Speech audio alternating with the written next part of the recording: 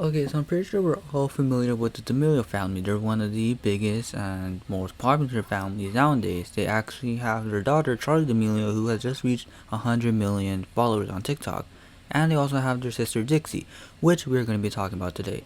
Now, Dixie D'amelio has released two songs. Well, mainly one, and is Be Happy, but the other one is a new song that's coming out soon, and she released a snippet on TikTok. And here's a snippet right now.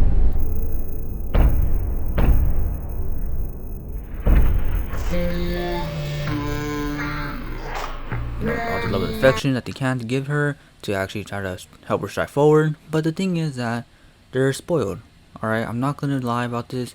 They are in fact spoiled. They don't take criticism and they can't really take anything that's not a yes. Alright. Now, a lot of people are making fun of Charlie. A lot of people are making fun of Dixie D'amelio because she was releasing the song and the lyrics weren't that well. Like, they weren't great. They weren't the best of lyrics. They honestly sounded kind of like a third grader made them. Now, with all this coming around, Dixie obviously went around and just deleted the video and said like, oh, I put my heart and soul into this, and for people to just say that it wasn't that good, kind of hurt me and all that. Now, here's the thing, Dixie. In the world, nobody's going to agree with you. Not always. People are always going to give you constructive criticism, or people are just going to hate you for no reason whatsoever. It's obviously something that's going to happen to everybody. You can't act as if it just happens to you because it happens to everybody. More to your little sister because she is the biggest one out of all of you guys. Now, this song, honestly, I felt like it could have been a lot better if she used actual lyrics, if she actually put effort in her lyrics, then maybe, hey, it actually could have been a decent song because, Wiz Khalifa's also in that song. So, like maybe it could be good, maybe it could be alright, but the thing is that Dixie's lyrics never really hit that hard. Like, one day, I was really, really, really, really sad. It doesn't really hit that well. It doesn't hit home. Like, if you want to listen to like a song that really makes you sad, listen to like Sad Boy Prolific. Like, he's a really sad artist. If you ever listen to him, like honestly, his lyrics really do hit home. So yeah, he's also like a really big influence that I feel most people who want to be like a sad artist should follow. Now, Dixie obviously wasn't taking it. She was crying about it on Twitter, and her mom, Heidi, decided to come out and let me read what she came out with. The following goes by her own words. There are millions of people with millions of chances to do things they love. There is always a lot of work put in to every person who shows growth and is striving. It doesn't happen overnight like you may think.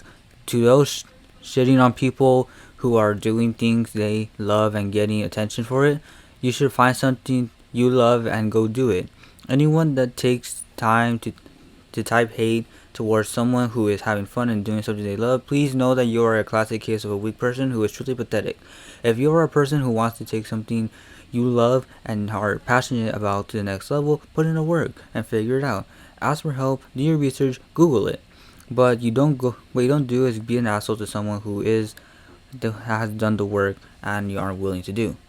Now, there's a lot of wrong things with this. Like, you say that it doesn't happen overnight, yet you won't understand that going to a place, like going to an actual studio, costs money, and most people don't have that money. You can't try to relate to people who are like this because, hey, you are rich, you are privileged, you are white, you have like all these privileges that nobody else can have. Right now, I have no money, I have nothing. Alright? I'm literally recording off a good mic because my mom was actually willing to buy this for me. But the thing is that I can't go and strive to do this. I would love to try to pursue like a rap career. I'd love to try to pursue a singing career. But the thing is that like most people, we struggle financially. We don't have the money. Keep in mind that even if you're gonna put in all the work, you know that you're not gonna be able to blow up. It's so hard for people to blow up nowadays that like it's almost impossible to do it. And like, it's just terrible for you to even try to say that if you're typing this, you're weak and pathetic. Like, you won't understand like why people are saying this. They're saying this because your daughter is privileged. Your daughter is a brat. She is a 19-year-old acting like a 5-year-old, and we can see this through the D'amelio with the dinner with the D'Amelios. Alright, she literally vomits out her food in front of the chef and tries to make like a whole scene about it. You can't go ahead and start protecting your daughters over things that are obviously true. Your daughter is a brat, and just try to just put your foot down and try to actually admit, alright? I bet you if I told my mom, hey, I want to be a singer, hey, I want to be a rapper, I want to be a YouTuber, I want to be a streamer, she'll just look at me and laugh. Because right now, it's not possible. Even in this day and age when anybody could blow up, it's not possible. You shouldn't pursue really anything. What you should do is just have it on the side. If you want to pursue it, make sure you have the things to be able to even pursue it. Like I said, even though most people want to pursue it, even though most people want to be, like an artist, a singer, a rapper, whatever, like it's such a little chance that you'll be able to blow up. Alright, it's so little that it's almost impossible. There's only the lucky few who are able to blow up, and for those, like, you are so lucky to even be able to blow up. But the thing is, like, the D'Amelios are rich, the D'Amelios are privileged. Like, everything that they have is like by chance, and the daughters act like brats, and whenever they get hate, they just decide to cry about it on social media and just say like, the whole world is bad, the whole world is terrible to me, when in reality, you have to understand that's life, that's reality. Reality is not a pleasant place. Reality is not like in your childhood dreams. Reality is actually a really, really dark place.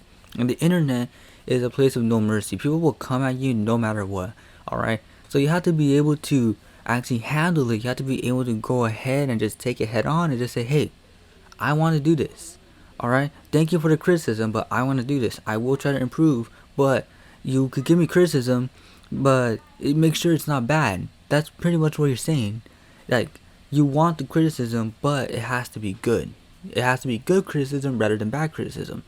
So it's just terrible for you to like even cry about it when, as an artist, anybody could hate on your music. You think everybody likes that baby? You think everybody likes NLA Choppa? You think anybody likes Eminem? Like, people hate them. All right, not everybody likes them, but there are people who do like them. And the thing is that you have to understand that there's two sides of every people. Alright, there's two sides of an artist. People who like them and people who don't like them.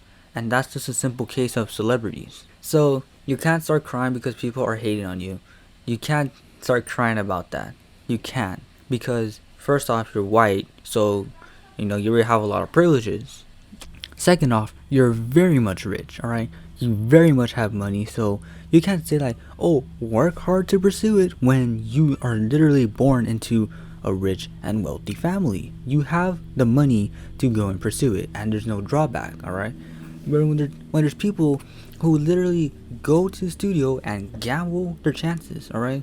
When you go to the studio and try to make a song, you're gambling if you'll make your money back, because it takes a lot of money to actually be able to even go to the studio. You have to find the beat, or if you want to make a custom beat, you have to pay the producer. Then later you actually have to go to the studio and make up studio hours, and that makes time. That's time, and time is money. So you're pretty much gambling the fact if you're going to get your money back or not. And then later, lastly, you do not know what it's like to be poor, to not struggle financially. Like I said, you're rich, you don't know the struggles, so don't try to complain about it. You're a spoiled brat, and your mom trying to back you up is just talking about it. Anyways, that's pretty much it. That's all I want to say, and goodbye.